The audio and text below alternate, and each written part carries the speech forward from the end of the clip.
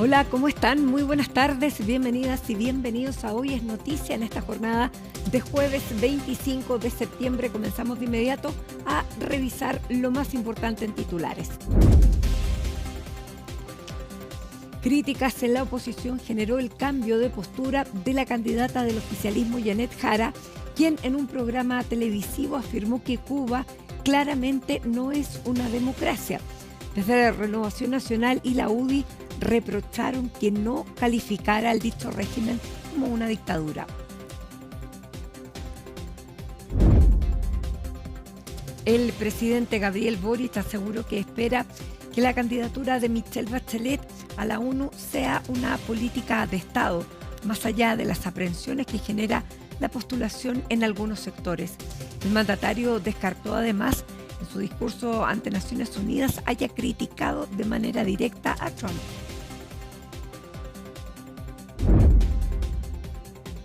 La regularización de migrantes fue uno de los temas abordados por los candidatos que participaron en la tercera cumbre agrícola del sur.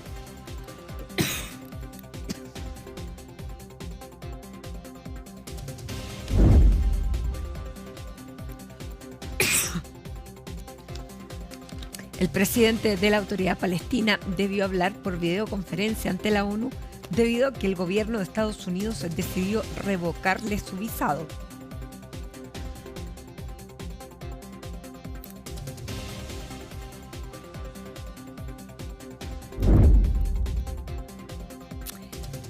Y en el deporte, esta noche Universidad de Chile enfrenta a Alianza de Lima.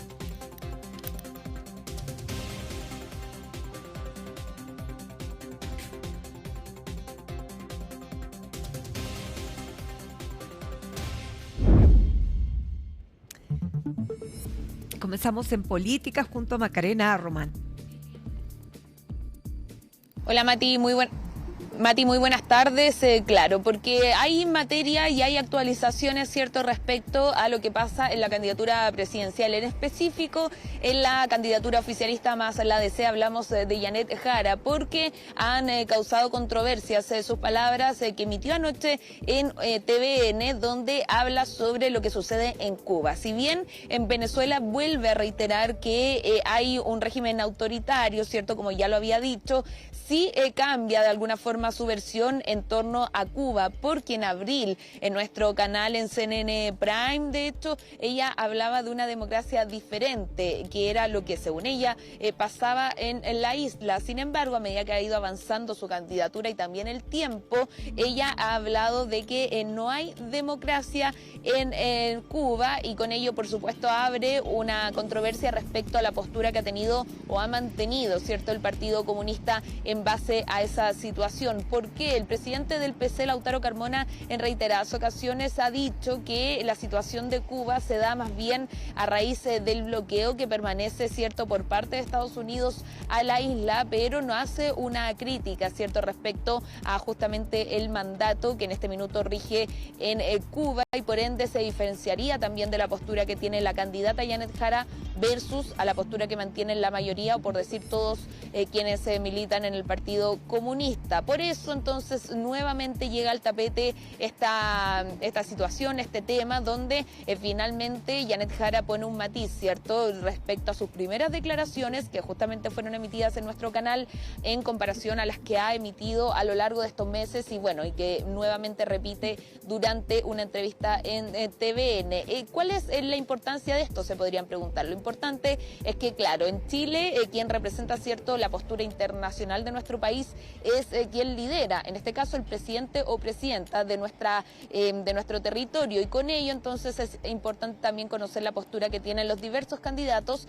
porque a la hora de ganar, ¿cierto?, sería la postura que mantenga el Estado de Chile. De ahí entonces es que radica la importancia de volver a este tema, que en ocasiones se dice, ¿cierto?, que es repetitivo, pero que llama la atención también porque en general el Partido Comunista es uno de los partidos que se diferencia de los otros que tienen en representación en el Congreso con su postura frente a lo que pasa tanto en Cuba como también en Venezuela. De hecho, los voy a invitar a escuchar parte de las declaraciones que emitía en abril la candidata presidencial Janet Jara, una vez que ya opta, por llevar a cabo su candidatura, y donde firmemente ella reconocía que para ella lo que pasaba en Cuba era una democracia distinta, cuestión que ya lo veíamos y ya lo decíamos, ha matizado. Escuchemos justamente.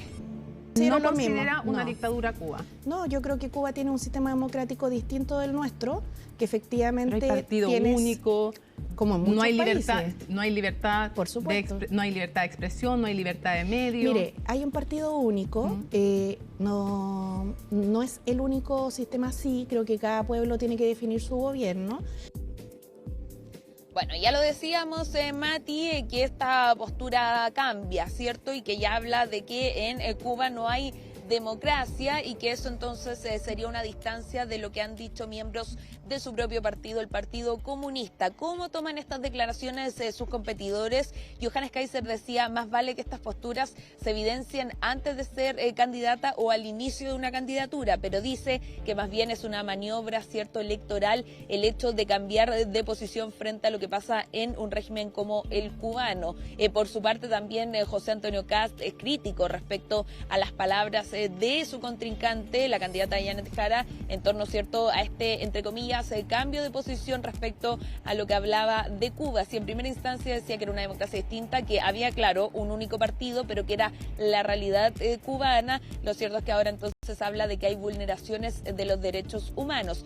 Eso sí, hace hincapié en que el régimen de Venezuela sí es un régimen autoritario, aunque tampoco ha dicho ferventemente, ¿cierto?, hablar de dictadura. Sí ha dicho que ella compara un régimen autoritario con lo dictatorial, pero lo cierto es que ella usa el término régimen autoritario. Vamos a pasar a escuchar justamente parte de las declaraciones de otros candidatos que hoy, ojo, tuvieron un debate en la región de la Araucanía, donde fueron invitados en general de forma transversal los candidatos presidenciales, pero que finalmente se presentó José Antonio Kast versus, entre comillas versus, ¿cierto?, pero también Johannes Kaiser, y que luego de este encuentro pudieron hablar de la contingencia y, por supuesto, una de las preguntas tuvo relación con la postura de Janet Jara. Janet Jara, una candidata de la continuidad, está sufriendo un síndrome parecido al que sufrió el actual presidente cuando estaba en campaña, una transformación acelerada. No me llamaría nada la atención que de aquí a un mes esté sacándose una foto con Donald Trump, porque la evolución es impresionante. De decir que era una plena democracia a decir que no hay democracia. Las cosas deben estar muy mal dentro del Partido Comunista.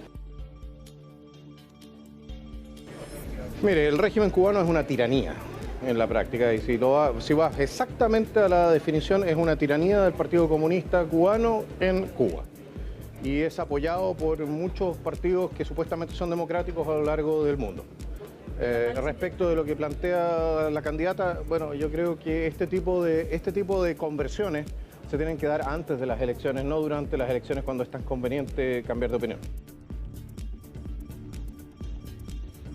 Escuchábamos entonces puntualmente, ¿cierto? Johannes Kaiser, el candidato del Partido Nacional Libertario, dice que esta postura hubiera sido conveniente haberla conocido antes de su candidatura, o al menos al inicio, ¿cierto? Y no ahora, cuando quedan menos de 2 meses para llevar a cabo estos sufragios. El 16 de noviembre tendrán que ir todos quienes están en nuestro país habilitados para votar, por supuesto, el 15 millones de personas a emitir entonces su voto y su perspectiva respecto a estos 8 candidatos que también se refirieron otros hacia las declaraciones de Janet Jara. Por ejemplo, Harold May Nichols decía que valoraba estas declaraciones, pero que había que ser fuerte y claro respecto a lo que pasaba en un régimen cubano. Él también lo trata o lo cataloga como una dictadura, dice que ha estado 2 veces en la isla y que por ende ha podido observar de cerca lo que están viviendo estos cubanos y las cubanas, ¿cierto?, que continúan en su territorio y que básicamente están bajo este régimen que para él es dictatorial. Por otro lado, en cambio, ¿cierto?, que hace la diferencia entre los 8 candidatos es Eduardo Artés, quien también habla acerca de este tema, pero dice, tanto Jara como todos los demás candidatos solo están avalando a Estados Unidos con este tipo de declaraciones. Él hace hincapié en el bloqueo bloqueo que mantiene, cierto, este país ante el Cuba y que por ende no comparte las declaraciones ni de la candidata Janet Jara ni tampoco de los otros candidatos. Se desmarca, cierto, es lo esperable también del candidato Eduardo Artés, candidato independiente, que ha tenido una postura más bien que avala lo que pasa tanto en Venezuela como también en Cuba y en otros países que tienen un régimen para muchos dictatoriales. Escuchemos justamente parte de lo que hablaron estos candidatos a raíz de las declaraciones de la candidata Janet Jara.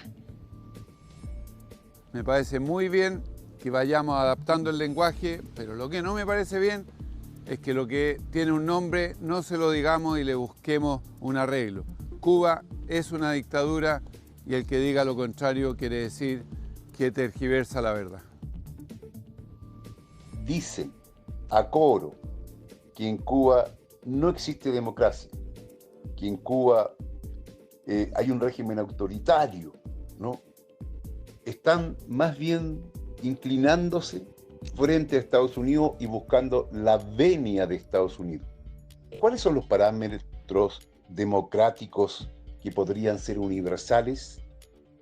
¿Quién dijo o quién le dio santidad a tal o cuales parámetros?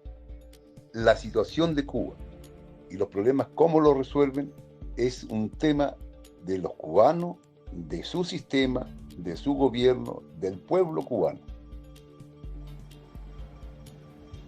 Bueno, y escuchábamos distintas posturas en cuanto a materia internacional, ¿cierto? Una materia relevante en nuestro país y que se espera, ¿cierto?, sea transparente ante la ciudadanía, porque ya lo decíamos, quien ejerce el liderazgo en nuestro país también tiene la representación de Estado que mantiene Chile respecto a distintas situaciones en el ámbito mundial. Por otro lado, también hay un tema que ha abierto varios flancos al interior del Partido Comunista, y es que también en conversación con TVN, Janet Jara habló sobre su situación con el Partido Comunista, en específico con algunos líderes, ¿cierto? El presidente del PC, Lautaro Carmona, o el propio ex candidato a diputado Daniel Jadue. Ella dice, no puntualmente los nombres, ¿cierto? Pero ahí Pedro Carcuro sí le pregunta respecto a estos dos nombres, y ella dice, hubiera esperado mayor fraternidad por parte de su partido en esta candidatura. Recordemos que son varios encuentros o desencuentros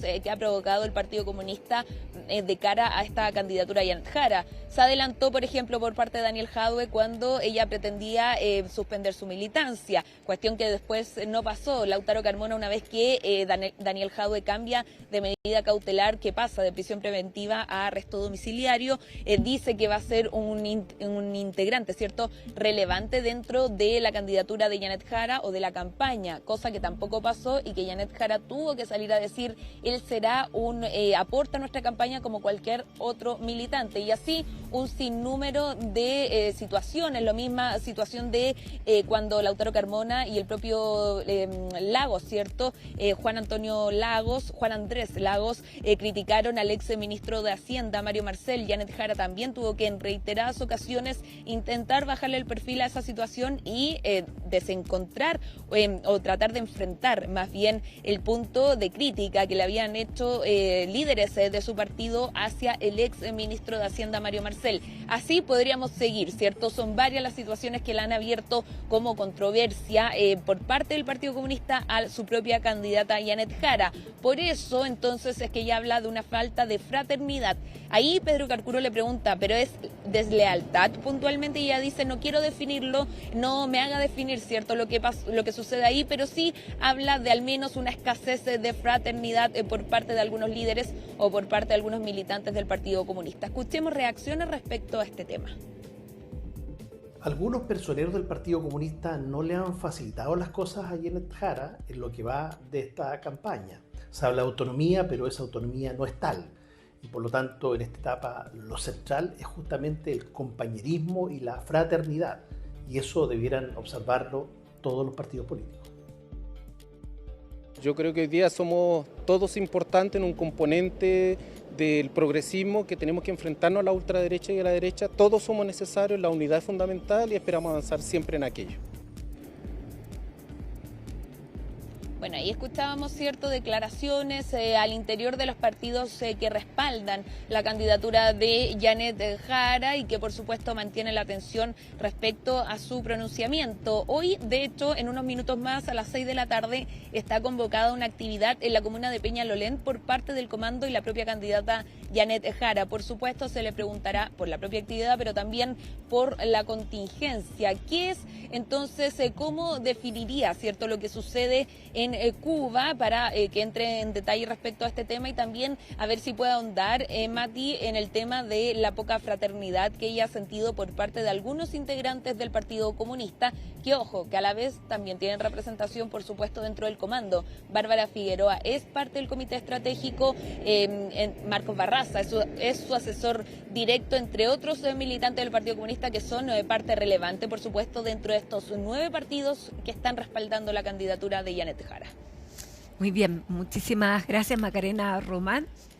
Seguimos en contacto, por cierto, por lo que pueda pasar también en esa actividad. Hasta cualquier instante. Nos vemos. Chao. Y les contamos que el presidente Gabriel Boric hizo un balance de su visita a esta Asamblea General de Naciones Unidas en su aniversario número 80. Y vamos a tomar contacto con Ivo Goich para conocer más detalles de cuáles son las principales conclusiones del mandatario. Hola, Ivo. ¿Cómo estás, Matilde? Muy buenas tardes. Nosotros ya a punto de partir hasta el Aeropuerto Internacional de Nueva York para retornar al país después de la participación del presidente de la República, Gabriel Boric, en su última Asamblea General de Naciones Unidas como presidente en ejercicio.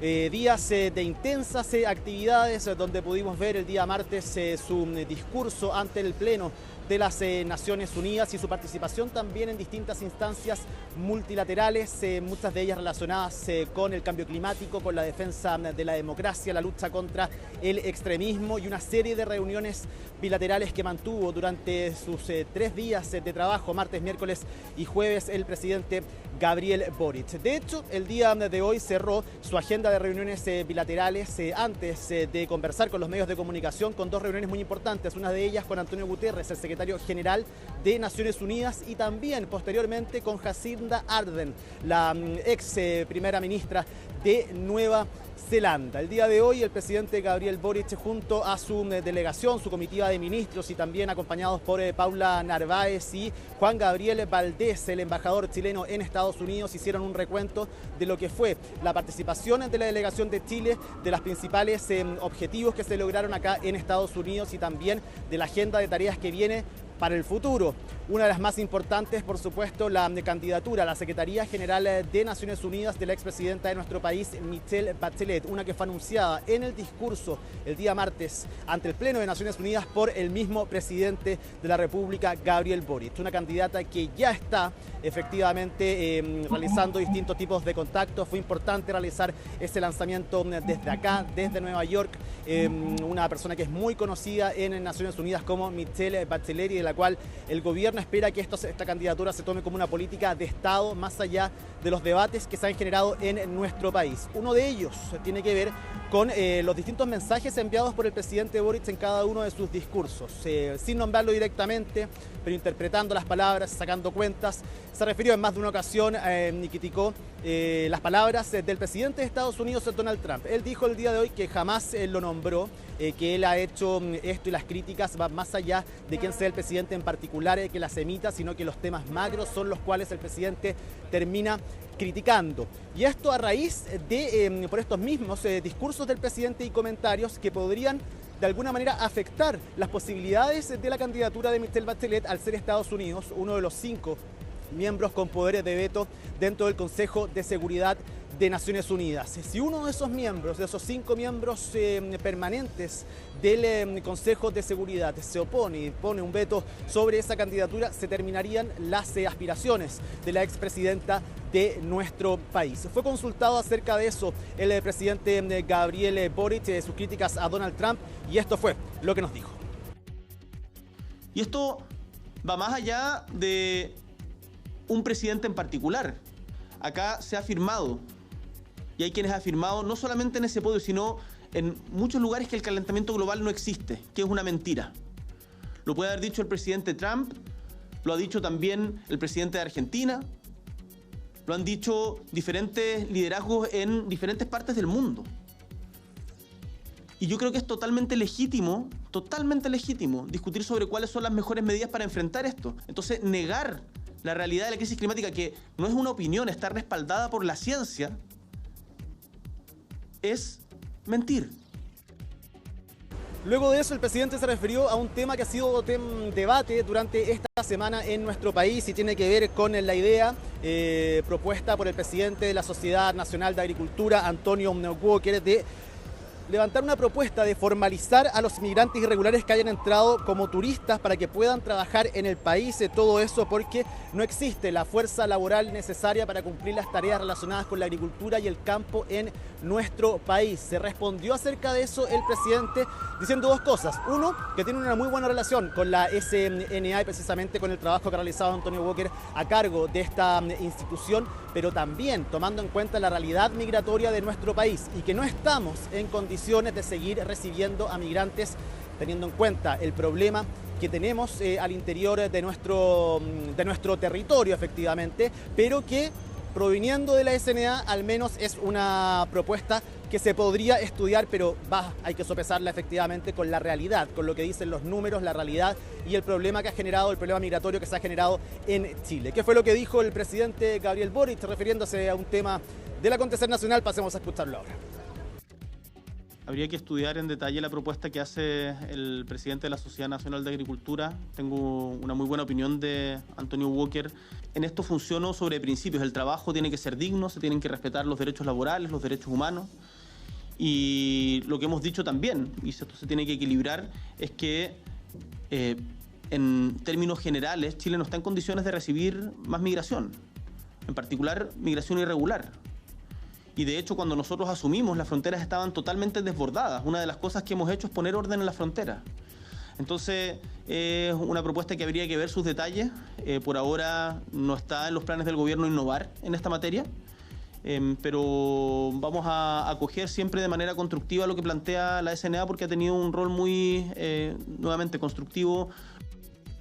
Y de esta forma entonces se finaliza el trabajo de la delegación chilena del presidente de la República, Gabriel Boric, y también de nosotros acá en Estados Unidos, que es lo que viene ahora en más para el presidente de la República en materia internacional. Lo hemos comentado, el viaje a Italia, donde se va a reunir con el sumo pontífice, el Papa León XIV, a mediados del mes de octubre. A fines de octubre, principios de noviembre, el presidente se trasladará hasta Asia para ser parte de la PEC que se va a desarrollar en Corea del Sur. Tiene planeado ir a Belém do Pará durante el mes de noviembre para participar de la COP30, una instancia en la que no ha podido asistir durante estos 4 años al mando de nuestro país, y posiblemente se está trabajando también en un viaje a África ya para el próximo año, principios del próximo año, específicamente hasta Sudáfrica. Nosotros ya comenzamos también a subirnos a los vehículos que nos van a trasladar hasta el Aeropuerto Internacional de Nueva York a las 8 de la mañana. En principio está dispuesto el retorno del presidente de la República, Gabriel Boric, a tierras nacionales en una asamblea, la número 80 de la ONU, que para nuestro país en particular ha sido y seguirá siendo muy noticiosa. Nosotros también desde acá nos despedimos y nos vemos nuevamente ya en Santiago de Chile.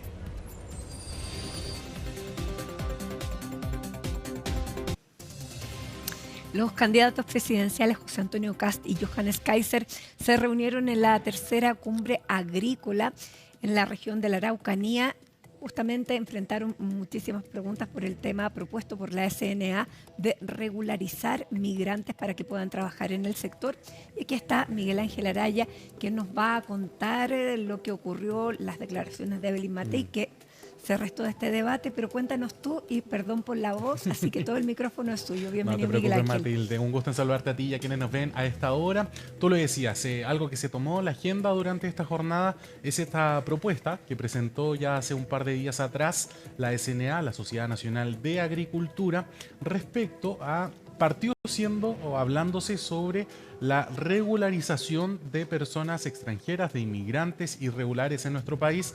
Posteriormente se ha ido, podríamos decir, cambiando un poco el discurso, atenuando las palabras que se usan, y se hablaba más de la formalización de estas personas migrantes que vienen a nuestro territorio nacional a trabajar específicamente en el sector agro. Eso marcó durante esta jornada lo que fue este foro, la tercera cumbre agrícola en el sur de Chile, donde participaron 2 de los 8 candidatos presidenciales, como tú bien lo mencionabas, José Antonio Kast del Partido Republicano y también Johannes Kaiser del Partido Nacional Libertario. Habían otros más invitados, conocimos durante esta jornada en voz de la propia organización que la candidata Janet Jara del Partido Comunista y demás partidos del oficialismo junto a Franco Parisi hace ya varias semanas se habían excusado de participar en este foro. Sin embargo, la que podríamos decir a última hora se restó de participar en este encuentro fue la candidata de Chile Vamos, Amarillos por Chile y también Demócratas, Evelyn Matei, que según dijeron en este foro, el día de ayer en la tarde recién avisó a los organizadores que no iba a participar de esto. ¿Por qué? Uno tendería a pensar que es precisamente para no pronunciarse al respecto sobre esta propuesta que hizo Antonio Walker, presidente de la SNA, respecto a la regularización de migrantes, considerando que él dice hay 800.000 empleos en el sector agro que se están perdiendo por lo que podría ser la falta de regularización de personas con su migración irregular y por lo tanto su situación migratoria irregular. Y él lo que llama es a generar políticas públicas, generar visas de trabajo para que estas personas puedan trabajar y ser podríamos decir, un aporte para lo que es el sector agrícola de nuestro país. A pesar de todo, Evelyn Matei esta jornada realizó una pauta de prensa con un tema totalmente distinto, una pauta enfocada en el tema de vivienda, incluso lanzó algunas críticas al gobierno sobre que no están siendo transparentes con los números, que no se está siendo transparente con las deudas que se están generando en el sector urbanístico y de vivienda a nivel de Estado. Sin embargo, declinó en responder preguntas de la prensa por temas que no fuesen sobre eso y de hecho nosotros le intentamos preguntar, así que la candidata de Chile Vamos, Amarillos por Chile y Demócratas no quiso responder, no quiso pronunciarse respecto a esta situación, a esta propuesta sobre la regularización de migrantes en nuestro país. Pasemos a escuchar aquel momento. ¿Sabe lo que pasa? Es que esto, perdónenme, pero esto es de una gravedad tal, porque en realidad nosotros siempre hemos funcionado en Chile sobre la base de que las cuentas fiscales son creíbles. Y si las cuentas fiscales no son creíbles, entonces quiere decir que este es otro país, que es un país que se ha vuelto cada vez más bananero. Y por eso que perdónenme que yo no conteste hoy día otras preguntas, pero esto para mí es de una gravedad y para mí esto tiene prioridad número 1 porque ya estamos a puertas, ¿no es cierto?, de discutir la ley de presupuesto. Así que perdónenme, pero esta vez no.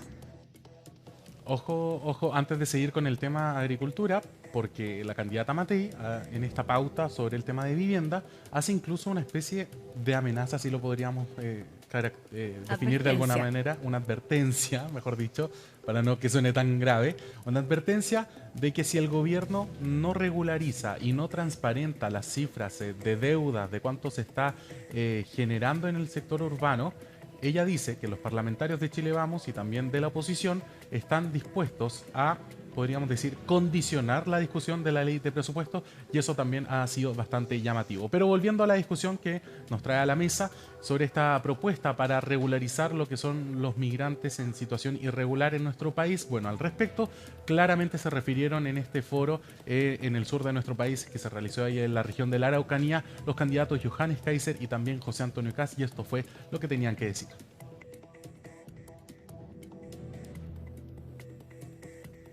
Nosotros tenemos una línea muy clara, es que no van a haber regularizaciones masivas, a diferencia de lo que plantea de nuevo la candidata a la continuidad, que tiene el discurso dependiendo del día. Entonces primero hablaba de regularización, de abrir la vista, después de empadronamiento, ahora dice que hay que traer casi más y regularizar más migrantes. Nosotros tenemos una sola línea, no van a haber regulaciones masivas y las personas que quieran trabajar en Chile tienen que cumplir con todos los requisitos legales. ¿Se puede hacer un trabajo temporal en Chile? Se puede. ¿Existe la visa temporal? Existe. Bueno, cada uno que se haga responsable de a quien contrata y de quien busca trabajo en Chile, dentro del marco legal. Nosotros no vamos a privatizar los beneficios para socializar los costos, ¿ya? No vamos a traer gente para que trabaje un mes y después el resto del año tiene que cargar con ellos la comunidad nacional.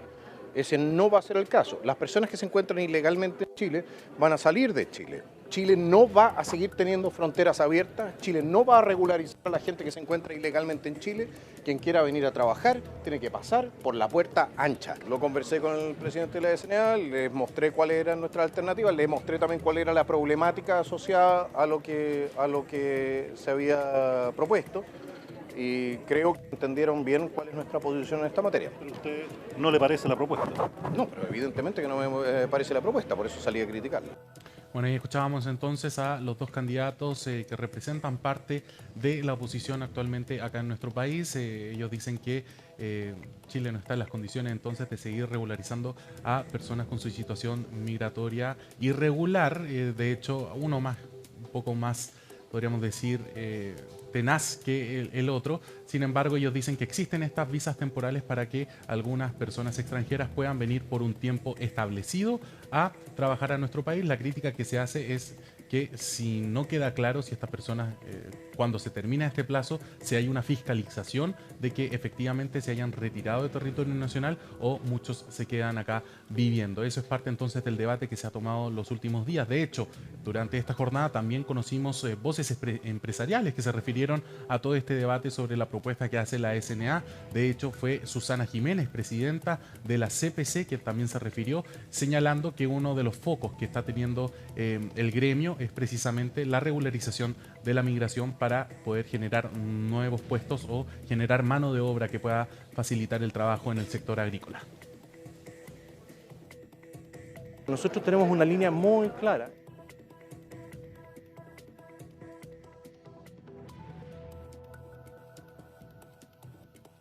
Hay propuestas en materia de seguros para también reducir los costos de contratación, de fomento a la formalidad como es la PGU diferenciada y también de las restricciones que hoy día existen en la ley actual en cuanto a migrantes. Tenemos todavía cuotas de participación de migrantes en las actividades productivas que hablan de un país de hace 40 años atrás y no de la realidad chilena actual. Acá no son proyectos de ley que van a demorar 5 años, hay muchas cosas que son de gestión. Nos hemos juntado con los distintos ministerios sectoriales, o sea, Economía, Trabajo, Medio Ambiente y Hacienda, tratando de empujar esta agenda, también con los partidos políticos y con los parlamentarios, porque creemos que esto hay que generar conciencia. No da lo mismo un país que progresa que un país que está estancado. Bueno, esas son entonces las voces que se han generado en torno a esta propuesta que ha dejado sobre la mesa la Sociedad Nacional de Agricultores respecto a la situación migratoria, sobre regularizar, formalizar. Todavía no queda claro cuál es la propuesta en concreto que se está realizando, pero lo cierto es que el debate ya se ha abierto, Matilde, y esperamos conocer propuestas un poco más concretas en los próximos días por parte de los candidatos. Por cierto, muchísimas gracias, Miguel Ángel. Buenas tardes. Y nosotros vamos con otras noticias porque continuas preocupaciones y molestias se están generando entre los usuarios del Metro de Santiago, las distintas interrupciones que están teniendo cada vez más frecuencia. Vamos a tomar contacto con Pablo Figueroa para conocer más detalles. Hola, Pablo. Ha sido una semana bastante complicada para el servicio de transporte público, tomándose en cuenta el metro básicamente. Estamos hablando ya de 3 días con problemas seguidos, desde el primero problemas con trenes, como en el caso del día lunes, por ejemplo, en la Metro Universidad de Chile. Otro también durante ese mismo día gente bajó a la estación a la línea 1 en forma de protesta. Tenemos el caso de ayer, básicamente, en donde una persona se lanzó a las vías en la estación Baquedano a eso de las 11 de la mañana. Y hoy día se fueron juntando más elementos, partiendo por lo que pasó bien temprano en la estación Franklin. Les invito a que revisemos lo que dijo Carabineros con respecto a una situación en donde 2 personas, por querer entrar en hora punta a un vagón en la línea 2 en Franklin, terminan agrediéndose y uno de estos sacó un arma blanca y hirió de gravedad al otro. Escuchemos lo que dice Carabineros con respecto a esta primera situación que ocurrió bastante temprano, hoy día jueves por la mañana, en la estación Franklin, comuna de Santiago. específicamente en el interior de los andenes de la estación, comenzaron una riña, motivo por el cual una de las personas quedó lesionada con un arma blanca. La disputa se generó por el acceso al tren, específicamente fue en ese lugar donde se realizó la pelea, y es por ese motivo que se genera la riña y se generan las lesiones de esta otra persona. Esto se generó en un horario que es el horario punta de metro, por ende había muchas personas al interior de los andenes intentando tomar los trenes, lo que generó que obviamente se retrasara un poco la entrega del servicio y que se acumulara un poco de personas al exterior. Bueno, lo que ocurrió claramente, lo que siguió fue, llegó la Bocar, se hicieron los peritajes necesarios y casi en paralelo también se estaba haciendo un operativo en la estación Franklin por una banda que robaba celulares. Todo esto llevó a que básicamente la estación estuviera inhabilitada y eso generó congestión. Escuchemos la segunda parte de esto porque fueron dos los sucesos que ocurrieron bien temprano en esta estación, básicamente que es de combinación en la comuna de Santiago. Escuchemos la segunda parte, lo que tiene que ver con el operativo policial que, sumado a la primera instancia donde una persona agrede a otra con arma blanca, llevaron a que la estación no estuviera operativa, creando no pocos problemas para la gente que buscaba tomar combinación, básicamente tomar línea 2. Escuchemos la otra parte de Carabineros con respecto a este operativo. Claro, efectivamente había gran cantidad de público, esto se generó en un horario que es el horario punta de metro, por ende había muchas personas al interior de los andenes intentando tomar los trenes, lo que generó que obviamente se retrasara un poco la entrega del servicio y que se acumulara un poco de personas al exterior. No obstante, una vez se realiza el traslado de las víctimas, estas personas se procedió a la limpieza de la estación y habilitación de los servicios. Bueno, y casi en paralelo lo que ocurrían estos dos sucesos en la línea 2, en la estación Franklin, casi en paralelo por la mañana en la línea 1, una persona casi a la misma hora, cerca de las 10 de la mañana, bajó básicamente en la comuna estación central en forma de protesta a la línea, lo que provocó también que el servicio de línea 1 también se quedara sin servicio, al igual en el mismo momento que estaba ocurriendo esto en la línea 2. Básicamente un problema mayor, así que salimos a preguntarle a la gente durante el mediodía, ¿le tocó tener problemas esta semana en el metro o el día de hoy o cualquiera de los pasados donde han habido varios conflictos? Esto lo respondió la gente en la calle. Creo que lo que más incomoda es que lo retengan a uno, y pido disculpas por la comparación, pero parecemos como unos borregos.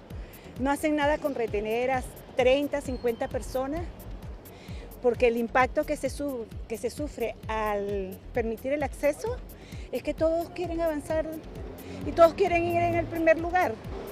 La experiencia con el metro es bien ahí nomás. Mira, yo siempre he dicho, ¿por qué mejor no mejoran lo que tienen en vez de estar haciendo más líneas? Sí, eventualmente como que creo que han aumentado más las alertas. Hoy día justo porque tuve que devolverme de la reja a la línea 5 y de ahí venirme hasta acá si yo no iba a usar esta línea. Pero alguien se tiró, parece. Así que bueno, pero está bien, o sea, está dentro de lo que puede pasar. Bueno, eso decía la gente pasado al mediodía, les preguntamos si habían tenido algún problema, encontramos diferentes casos, como lo revisamos a continuación. Gente que ve, bueno, alterado su diario vivir, pero estamos hablando, como hablaba una de las personas ahí, un servicio que mueve a 4 millones de personas, es casi más de la mitad de las personas que viven acá en la región metropolitana. Así que fuimos donde el geógrafo Sergio Cortés de la Universidad Alberto Hurtado para preguntarle básicamente desde la rama de las ciencias sociales de quién es el problema. ¿Esto es algo normal?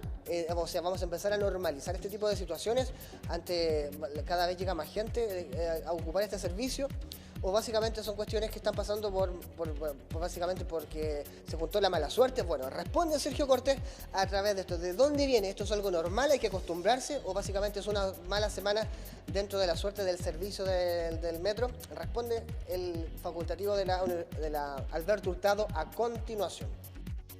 Las detenciones han hecho aún más relevante la línea 1 y eso genera que también haya quizás que tener mayores resguardos de los que ya se tienen contemplados para prevenir situaciones que obviamente no todas son factibles de prevenir. Bueno, ahí escuchamos a Sergio Cortés, básicamente una mirada a la geografía. Ahora vamos a los expertos. ¿Qué hacemos con esto, básicamente? ¿Qué es lo que está pasando? Hay básicamente un anuncio hace un par de meses que tiene que ver con que van a poner estas vallas en las líneas más antiguas, la línea 1 para después pasar a la línea 2, como las nuevas líneas para que la gente no pueda lanzarse a las vías. Bueno, eso tiene para meses, quizás un año. Entonces, ¿qué hacemos por ahora? Responden los expertos de diferentes universidades con respecto a las diferentes medidas que se pueden tomar de emergencia, sobre todo para evitar la gente que se baja a protestar básicamente o los conatos que hayan entre usuarios del metro que estén peleando por entrar a un vagón. Responden diversos expertos con respecto a esto. ¿Qué hacemos con esto del metro? Que ha tenido una semana bastante complicada, que solamente en el día de hoy tiene 4 altercados y 4 servicios con problemas. Responden los expertos en sus diferentes áreas a continuación. Hay otras medidas que se aplican en otros países que son peores, que yo no sé si son muy efectivas, como poner, por ejemplo, detectores de metales, para evitar que hayan gente con armas entrando a las estaciones de metro. Pero también no se logra una efectividad. Finalmente, este tipo de barreras te permite ir controlando de alguna manera estas situaciones con mucho más certeza, con mucho más efectividad que poner personas a cuidar, por ejemplo. Después, si hablamos de alguna tecnología que se pueda aportar, yo creo que hoy día hay tecnologías, ¿no es cierto?, que tienen que ver con sistemas de alarma, de alerta, y podemos usar alguna tecnología que esté en el suelo, a algunos centímetros de la línea amarilla, esta que uno no debería sobrepasar mientras no esté el tren detenido, que se encienda una alarma, y esto puede ayudar tanto a personas que estén cerca como a la misma guardia que esté.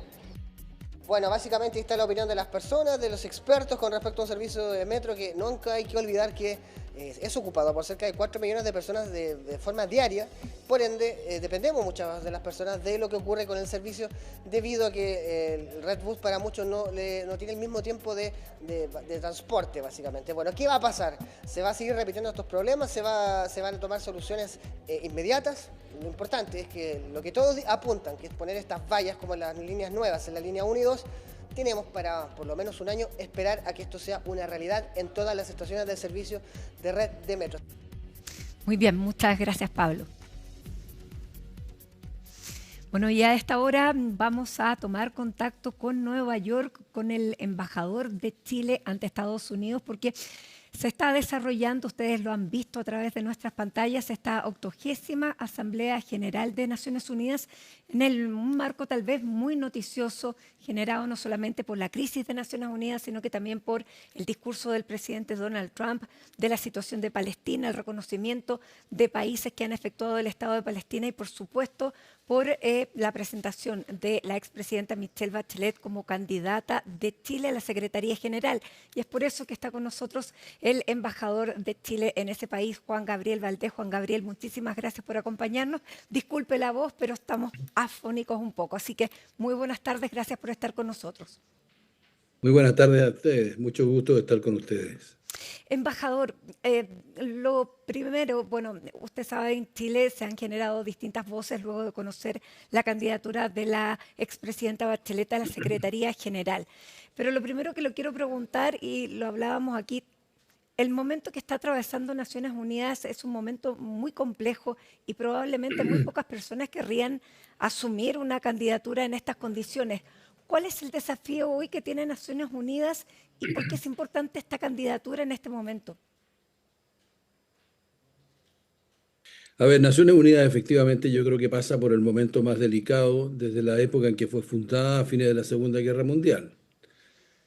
Ha tenido muchos momentos de crisis Naciones Unidas y el Consejo de Seguridad, pero lo que hay hoy día es un cuadro de desconocimiento, primero de bloqueo entre los 5 miembros permanentes, que como se sabe son los miembros que están en el Consejo de Seguridad y tienen el derecho a veto.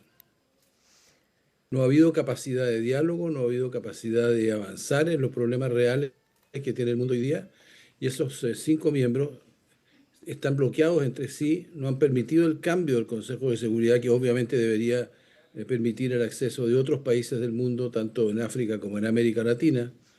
Y por lo tanto, la gente entiende que Naciones Unidas no está funcionando. Eso significa básicamente que los países que la conforman no están llegando nunca a ningún acuerdo. Naciones Unidas no existe aparte de los países que la conforman. En realidad el tema está en cómo se hace para que Estados Unidos con China, Rusia y los países europeos lleguen a acuerdos importantes. Ese es un primer problema. Un segundo problema es que estamos viendo en el mundo un debilitamiento dramático del derecho internacional. Todos los principios que están establecidos en la Carta de las Naciones Unidas podrían hoy día ser vistos como violados. Y esto comenzó desde la época del ataque a Irak, en que efectivamente se utilizó la fuerza sin la autorización del Consejo de Seguridad, y fue el primer momento en que Naciones Unidas sufrió un golpe directo que le causó un debilitamiento, sin duda. La autoridad de Naciones Unidas y de la organización se resintió. En el último tiempo, tanto la guerra de Gaza y el genocidio que se está cometiendo ahí no responde a ningún criterio de derecho internacional. El presidente lo dijo muy bien en su discurso. Están bombardeando países que son terceros países que han acogido negociaciones. En el momento en que la negociación va a tener lugar, es la violación por sí mismo de todos los principios que existen en términos de derecho internacional, diría yo, desde que se esbozó en la Edad Media. ¿Y Chile lo define Por lo como un tanto, genocidio, embajador? Lo de Gaza lo Lo de define Gaza. como un genocidio. Evidentemente lo ha definido ya Naciones Unidas como como un genocidio, por lo tanto no estoy en ningún caso siendo original en lo que estoy diciendo. El presidente lo reiteró también en su discurso. Ahora, creo que además de eso, además de esos dos problemas que ya he mencionado, el bloqueo de los 5 países miembros del Consejo de Seguridad y la situación de desconocimiento que está ocurriendo cada vez de manera más creciente en el terreno del derecho internacional, se agrega ahora una crisis financiera que es producto de que Estados Unidos ha retirado mucho del apoyo que le daba a la organización. Por lo tanto, va a tener que salir mucha gente, va a haber que hacer una revisión del conjunto de los programas de Naciones Unidas, y esa es una tarea gigantesca. En realidad tenemos que redefinir qué significa el multilateralismo en el mundo de hoy, qué significa que los países se sienten a conversar, a discutir y a llegar a acuerdos. Yo creo que eso es una cosa que va a ser una tarea gigantesca que va a tener por delante Michelle Bachelet si efectivamente es elegida secretaria general de la organización. Vamos para allá, pero quería detenerme un momento en eso, porque usted diría que estamos ya viviendo en un nuevo orden mundial que es distinto al orden que teníamos cuando se creó Naciones Unidas. ¿Ese orden ya se está cristalizando o todavía estamos en un camino que se pudiera hacer alguna intervención para que estos nacionalismos no sean tan fuertes como estamos viendo? Yo creo que, y con esto no estoy haciendo ningún juicio de valor, sino que simplemente estoy observando la realidad. Yo fui embajador en Naciones Unidas durante el periodo del presidente Lagos, conozco muy bien la organización, he podido trabajar en ella años en Haití y en África Central, por lo tanto tengo una idea de lo que es la organización. Y sin duda que esa organización que conocimos y que creó Estados Unidos, seamos claros, en el año 45, con el apoyo de los países europeos, y que tenía como misión impedir que de una vez por todas siguieran las guerras, destruyendo al mundo occidental. Después de una horrible guerra como fue la Segunda Guerra Mundial, Estados Unidos impulsó este proceso de creación de organismos multilaterales. Hoy día Estados Unidos piensa que no tienen la utilidad que ellos consideran deben tener. Y por lo tanto hay un retroceso, o si se quiere un avance, a otro tipo de realidad mundial, en la cual efectivamente hay grandes potencias que se entienden entre sí y el resto, bueno, que sobreviva y que compita, que se asocie. Esa situación no tiene nada que ver con el espíritu de Naciones Unidas y naturalmente que eso fue lo que el presidente subrayó más en su discurso. Ahora, con la experiencia que usted tiene, ¿cuál es el recorrido que tiene que recorrer la expresidenta Bachelet para poder llegar a convertirse en la secretaria general de Naciones Unidas cuando sabemos que bueno, comienzan ahora a mostrarse las candidaturas, algunas ya se han hecho visibles? ¿Por qué además será este el momento de presentarla?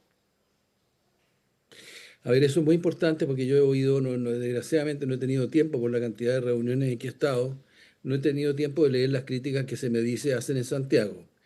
Considero todas las críticas respetables, no estoy haciendo ningún ataque político, pero lo que quiero decir es que hay mucha gente que se pregunta por qué tenía que ser ahora.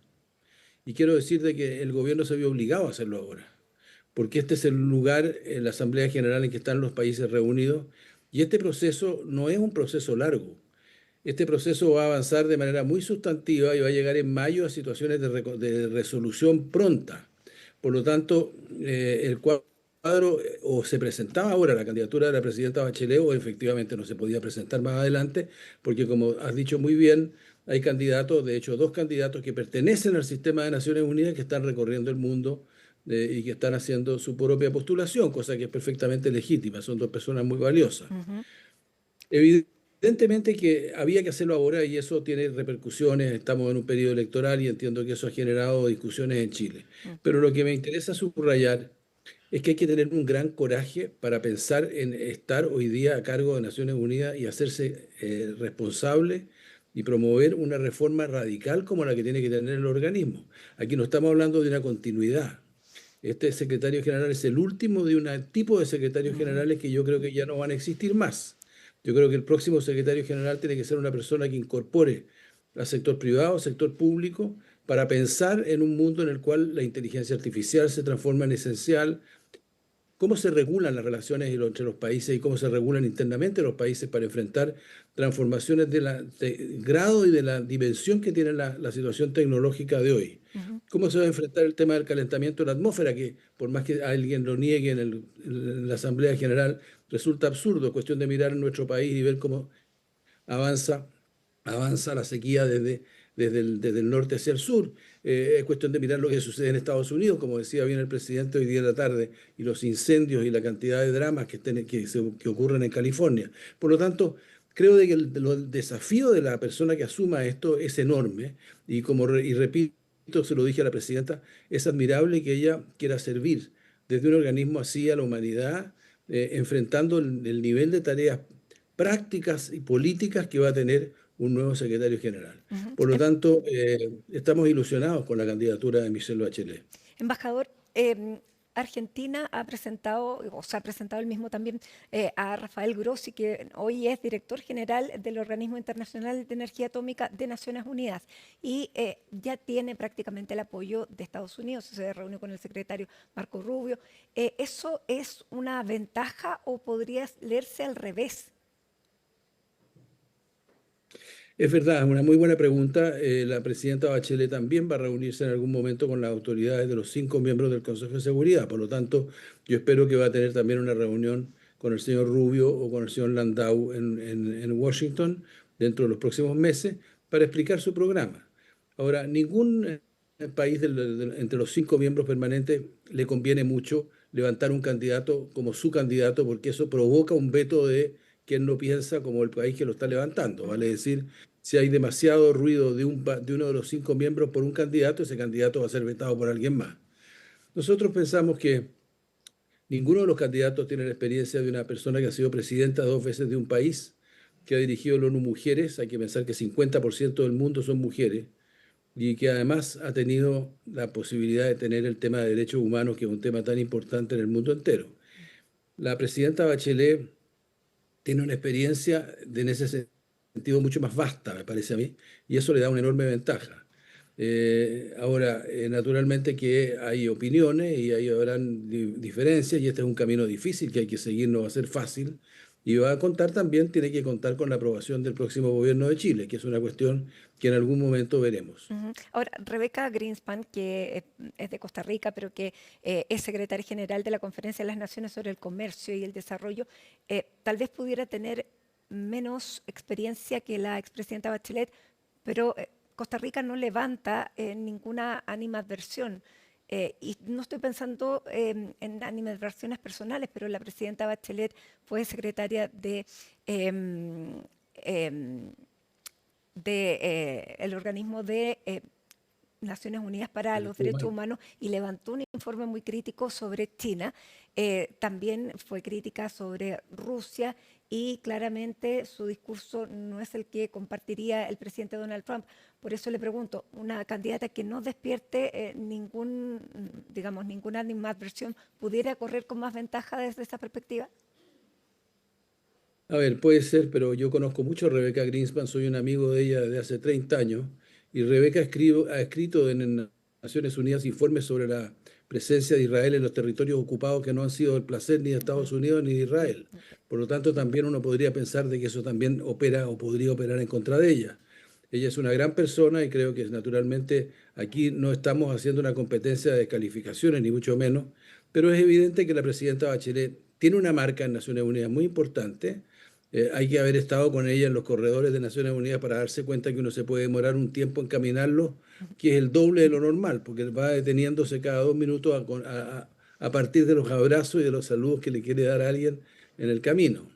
Y eso sin duda que llena de muchas, es muy simpático y además muestra la adhesión. Hubo gente que bajó desde el secretariado de Naciones Unidas a la sala de la Asamblea General simplemente para darle un abrazo y felicitarla por su candidatura.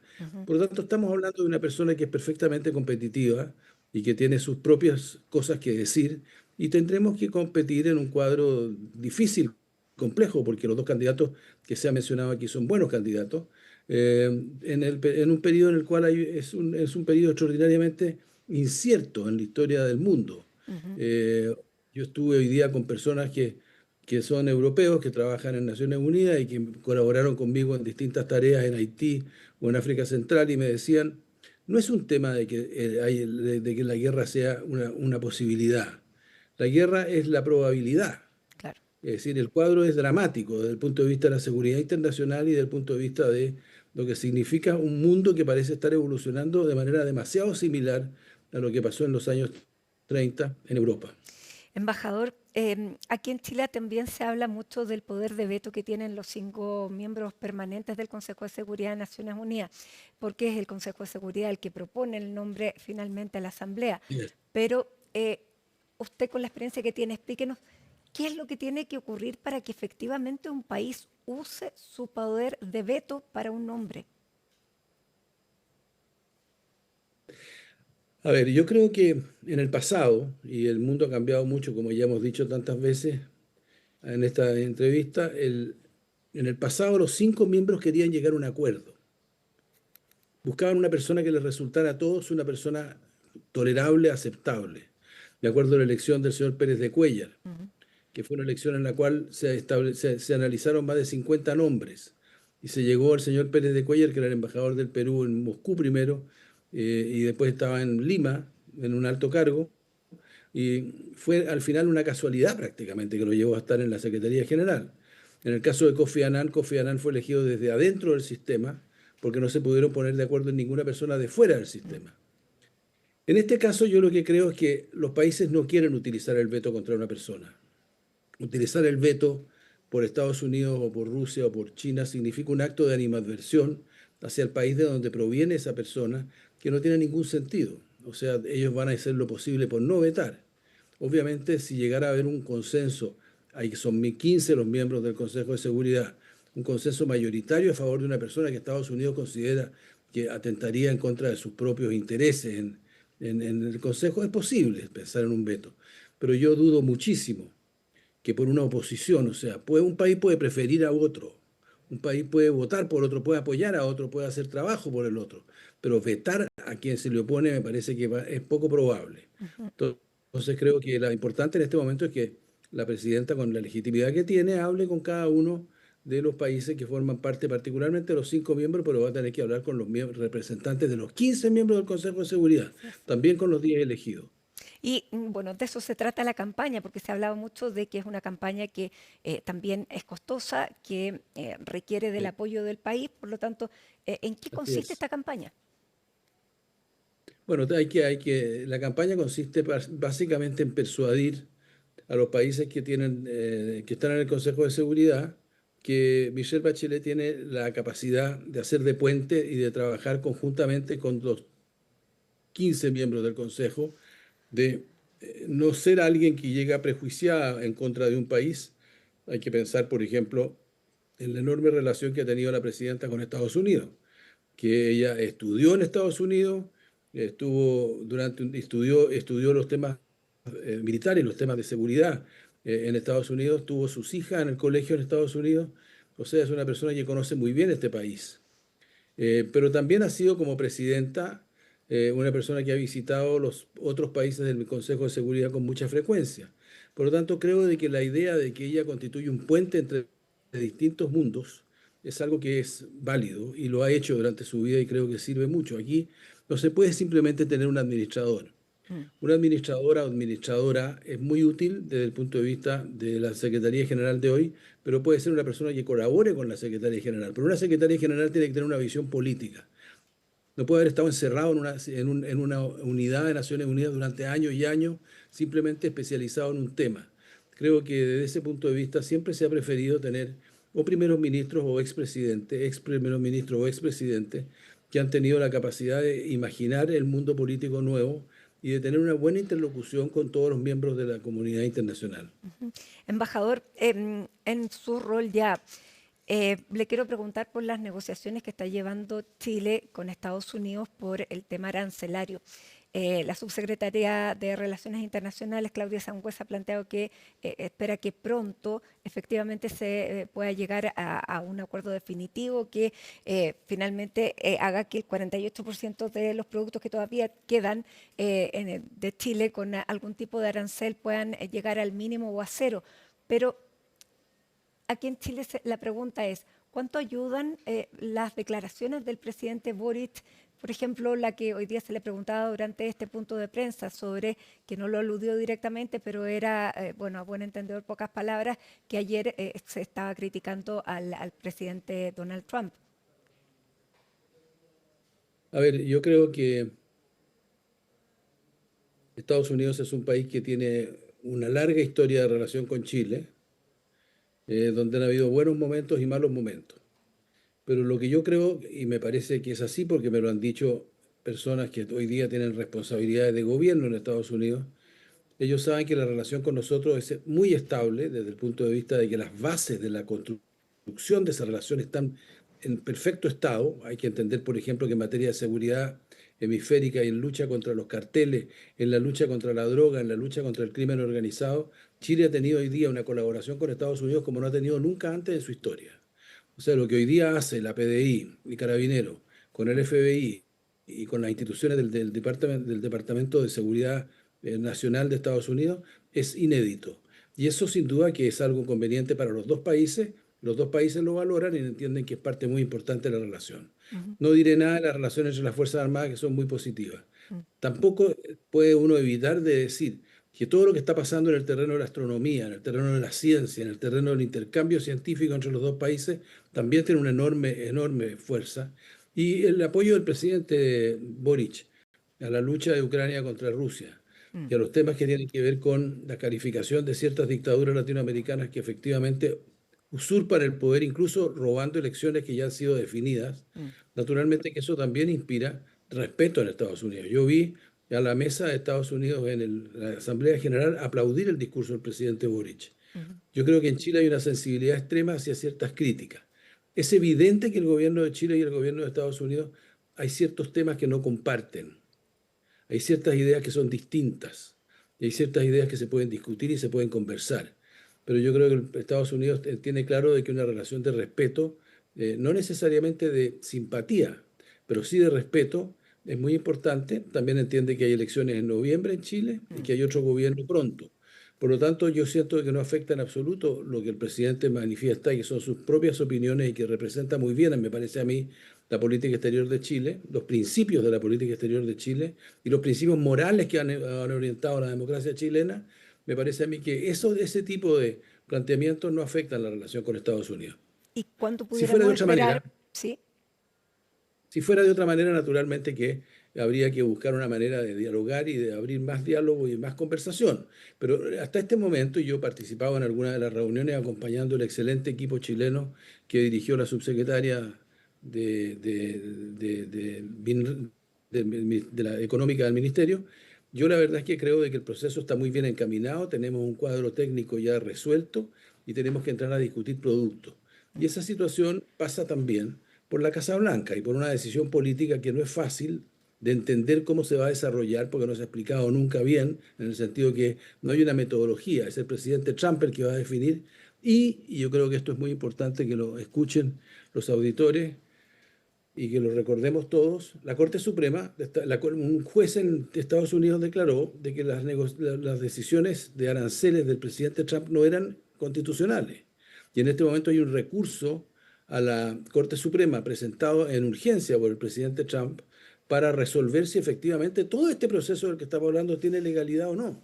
Claro. Entonces yo creo que la razón por la cual no estamos todavía avanzando al ritmo que queremos es porque la Corte Suprema todavía no ha tomado una decisión final sobre ese planteamiento del presidente Trump. En todo caso, el promedio del arancel que estamos pagando es un promedio de un 2,5%, ¿no es verdad? Así es. Y que Chile esté en el 10% es una cosa notable porque somos no muchos los países que estamos en el 10%, digamos la verdad. Y creo de que desde ese punto de vista es evidente que los Estados Unidos han valorado tanto el acuerdo de libre comercio que se suscribió hace más de 20 años, como el acuerdo de doble tributación que permite las inversiones de Estados Unidos en Chile paguen impuestos en Estados Unidos o en Chile.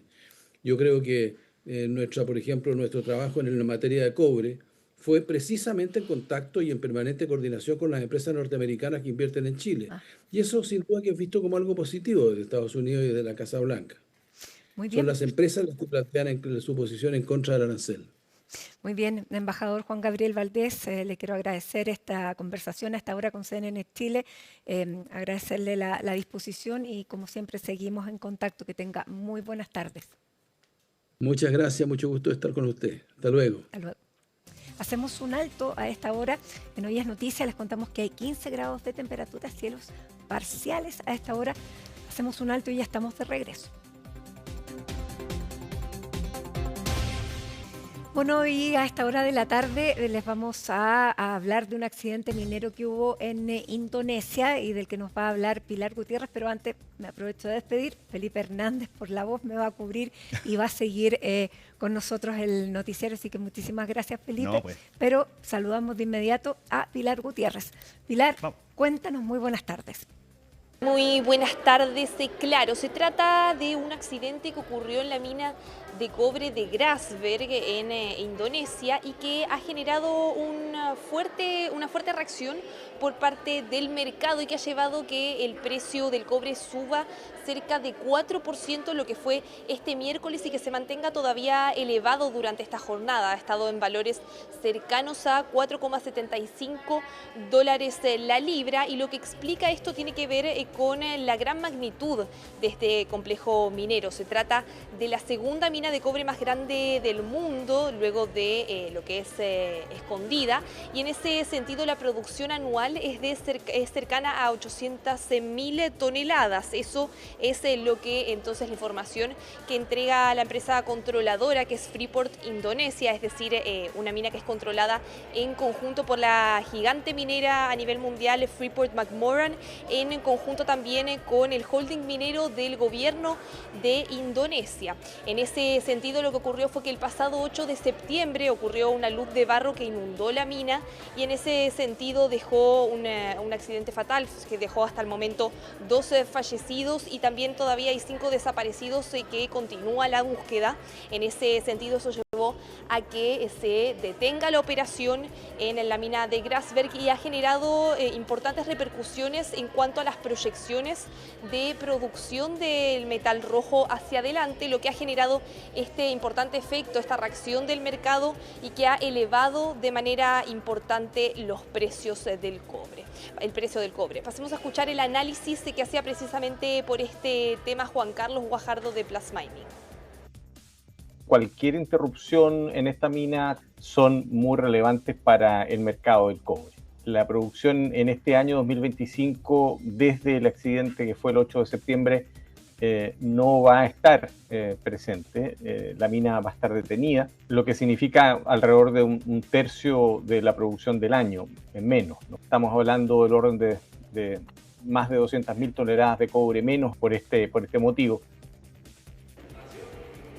200.000 toneladas menos para esta última parte del año, entonces es lo que proyectan los expertos, también lo que comunicaba la empresa y en ese sentido algunos especialistas para dimensionar esa cifra hablan de que eso representa una magnitud de 3,5% de la producción mundial para un trimestre, para tomarle peso también a la afectación en términos de producción que este accidente puede tener hacia adelante en cuanto a la oferta del cobre, del metal rojo. En ese sentido, la empresa controladora también ya adelantaba a través de un comunicado que daban a conocer este miércoles que no esperan que se retome la operación con normalidad hasta 2027. En ese sentido, va a haber un plan progresivo de retomar las funciones dependiendo cómo siga evolucionando también la búsqueda y las distintas medidas que están implementando desde la empresa controladora. También hablaban de que, por ejemplo, para el año 2026 la producción de Grasberg podría ser un 35% menor a lo que se había estimado en la ocasión anterior, en lo que eran las proyecciones del mes de julio que hacía Freeport Indonesia. Y en ese sentido también importante notar que esta empresa tiene una presencia muy relevante a nivel mundial. Freeport-McMoRan también, recordemos, está presente en Chile a través de lo que es la mina de El Abra, con el 51% de la propiedad de esa faena, el otro 49% corresponde a Codelco, y también de ahí viene gran parte del revuelo que ha generado esta noticia a nivel mundial por la importancia no solo del tamaño de la mina, el nivel productivo que tiene, sino que también quiénes son los propietarios finalmente. En ese sentido, las expectativas de menor producción, como decíamos, han empujado el precio del cobre al alza, manteniéndolo cerca de 4,75% a raíz entonces de estas proyecciones de una demanda que sigue estando elevada, pero que de todas formas, según han dicho los especialistas, ahora luego de la ocurrencia de este accidente, finalmente podría no estar la oferta disponible para poder satisfacer toda esa demanda. Pasemos a escuchar el análisis que hacían desde Admirals y también desde Gem Mining Consulting. Al quedar el mercado más estrecho y en un déficit de oferta, cualquier evento que ocurra este último trimestre, una demanda mayor que la esperada por parte de China, un crecimiento de los autos eléctricos mayor al esperado en el mundo, o incluso una interrupción de la producción de algún otro oferente, va a generar un alza mayor en el mercado y una mayor volatilidad. El cobre podría seguir mostrando volatilidad en el corto plazo, con un sesgo alcista en su precio, mientras no se normalice la producción en Grasberg. Pero el techo de precios dependerá de cómo se equilibre esa menor oferta con la evolución de la demanda en los principales centros industriales y económicos del mundo. El accidente ocurrido ahora en Indonesia se suma también al que ocurrió a mediados de este año, finales de junio, principios de agosto, en lo que fue el Teniente aquí en Chile. Recordemos que ahí Codelco implementó un plan entonces para ir retomando de a poco las operaciones, que se sigue implementando. De todas formas, un también accidente fatal que llevó a que se detuviera la producción y que todavía no se retome de manera completa. Todo esto, la sumatoria de este tipo de eventos va afectando los niveles de producción del cobre a nivel mundial y en consecuencia va afectando también los precios, pero algo importante también es que no solo se ven afectadas las mismas empresas que sufren este tipo de accidentes, sino que también hay un impacto en el sector general, en las empresas mineras, sobre todo las mineras del cobre en este caso, con respecto a cómo se ve afectada la operación a raíz de la volatilidad en los precios del metal rojo. En ese sentido le consultamos precisamente por cómo veía esta situación y cómo puede afectar al sector, y nos comentaba con respecto a su análisis el presidente ejecutivo de Antofagasta Minerals. Pasemos a escuchar qué era lo que nos decía. Lamentablemente, efectivamente, este año hemos tenido algunos accidentes importantes. Evidentemente que esto significa de que hay un impacto en la producción de cobre. Hemos visto parte de eso reflejado en el precio.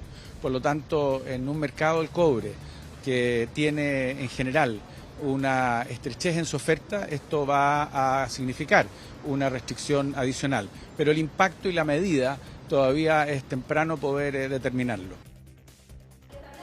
Bueno, y a pesar de la preocupación que por supuesto genera en los distintos actores del sector minero este tipo de sucesos, y lamentando obviamente este tipo de accidentes fatales, de todas formas destacan los analistas que hay un aspecto positivo para Chile que tiene que ver con que finalmente si sube el precio del cobre, esto puede beneficiar a las arcas fiscales del país en medio del escenario de estrechez fiscales. Parte del análisis entonces que hacían los distintos analistas a raíz de este accidente ocurrido en la mina de Grasberg. Sí, hechos que obviamente van a generar una investigación y que por supuesto también por otro lado en lo que tiene que ver con la economía genera también efectos, tal como ocurrió y tal como lo mencionabas tú también, Pilar, en tu despacho, con lo sucedido acá en nuestro país en la mina El Teniente. Muchísimas gracias por el despacho, que estés muy bien.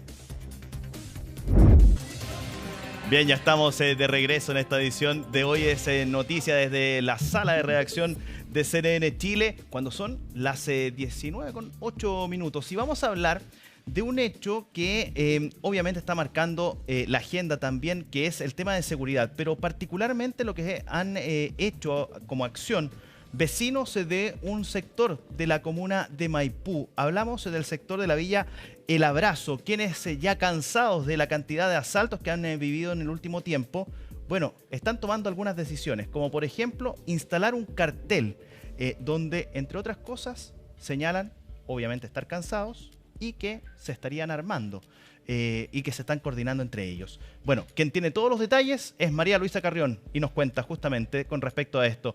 María Luisa, ¿cómo estás?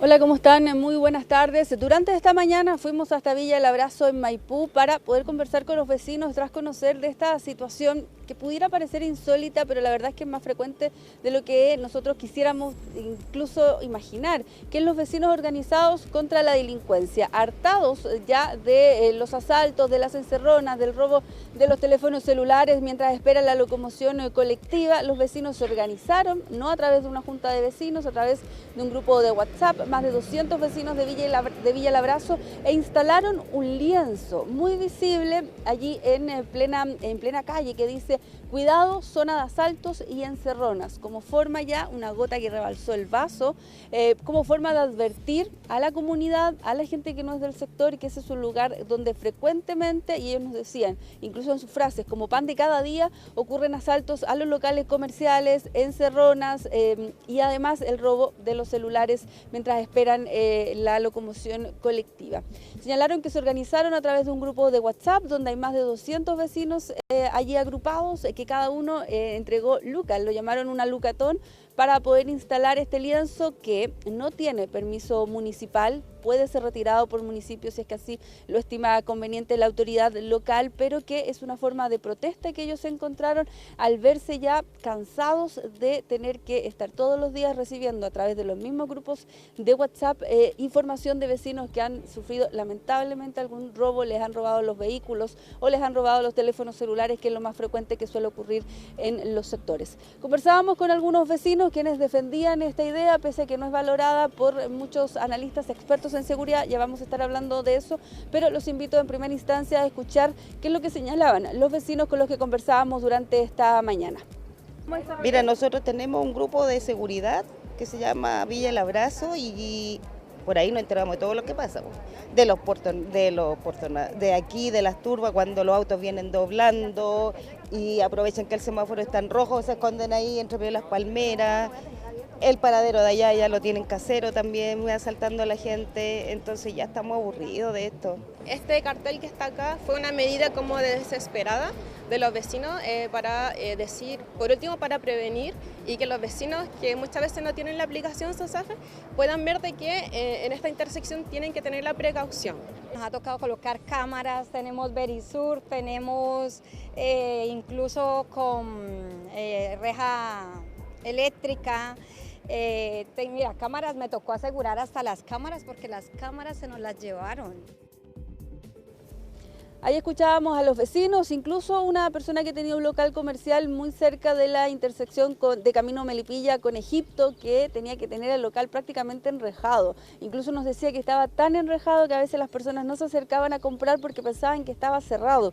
La mayor cantidad de sus ventas las hace a través de internet, a través de las aplicaciones, porque está tan enrejado el local, insisto, que por fuera pareciera que no estuviera funcionando. Tuvo que enrejar incluso las cámaras de seguridad porque en una ocasión se las robaron. Y no abre la puerta si es que no sabe que es alguien de confianza, alguien que ya compró previamente, por ejemplo, a través de internet y viene a buscar un despacho y a vender artículos para hacer manicure a los distintos locales comerciales de la capital y a salones de belleza, ella vende artículos para eso. Entonces toma muchos resguardos para evitar volver a ser víctima de algún asalto y sentirse más segura. Son 4 mujeres las que trabajan allí. Nos contaban también de que cuando salen de sus lugares de trabajo o salen de sus hogares, también los vecinos o llegan, tienen que hacerlo acompañados o muy rápido y ya olvidarse de sacar el teléfono en la calle, ver la hora a través de un reloj, porque es muy complicado y se sienten, la verdad, inseguros.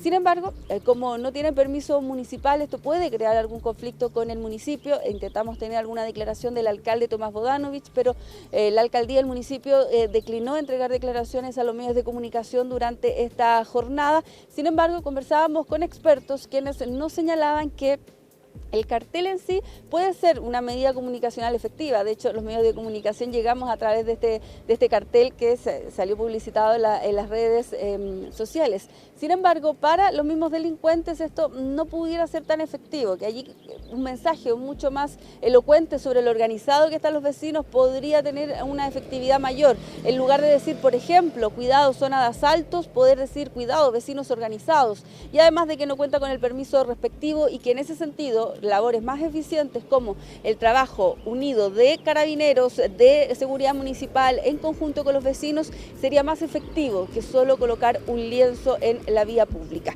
Escuchemos qué es lo que decían los expertos con los que conversábamos también durante esta jornada. Es comprensible la medida, ¿no es cierto?, tan drástica que toman los vecinos como de poner un cartel diciendo aquí se roba, cuidado. Pero lamentablemente eso es un mensaje que no es proactivo, es desesperanzador y que mantiene el statu quo. Por lo tanto, aquí lo que corresponde es pasar a la acción. Es el trabajo colaborativo con la municipalidad, con seguridad municipal, con carabineros, con la Subsecretaría de Prevención del Delito. Eso es lo fecundo, eso es lo virtuoso, el trabajo colaborativo activo de los vecinos con estas autoridades. ¿Por qué? Porque ahí el cartel debiese ser otro. Debiese decir básicamente cuidado, alto, vecinos organizados. Llamado de alerta entonces que hacen los vecinos, instalan este lienzo hace aproximadamente 3 semanas, nos mencionaban, se les ocurrió a través de un grupo de WhatsApp, más de 200 vecinos participan de este grupo de WhatsApp, hicieron una lucatón, eso mismo nos contaban ellos, luca cada vecino para poder instalar este lienzo que está allí en Camino Melipilla con calle Egipto, justo en la intersección, para poder advertir entonces a las personas que transitan por allí, que se suben a la locomoción colectiva, que esta es una zona insegura y más que nada eso, un llamado de atención por estar cansados, por los constantes delitos que han sufrido allí, asaltos, encerronas, también el clásico lanzazo de los teléfonos, y eso es una medida de desesperación, nos contaban los vecinos con los que conversábamos durante esta mañana. Bien, Marilu, sí, es lamentable lo que se está viviendo y bueno, también es importante la unión entre los mismos vecinos para tratar de lograr que este tipo de delitos comiencen a bajar en algunas zonas, sobre todo acá en la región metropolitana. Muchísimas gracias, que estés muy bien. Y nos vamos a ir nosotros hemos llegado al término de hoy es noticia cuando son las 7:28 en compañía de nuestro gran y querido Nicolás Cabargas. Agradecido. Ponemos término a esta edición de nuestro programa. Ojo, se viene la lluvia, don Nicolás, mañana. Hay que abrigarse, se viene el frío. Ya hay 16,2 grados acá en la región metropolitana. Mañana se esperan 16 grados como máxima y lluvia. Así que el paraguas y la parca. Así será. Ya, nos vemos. Que estén bien. Chau, chau.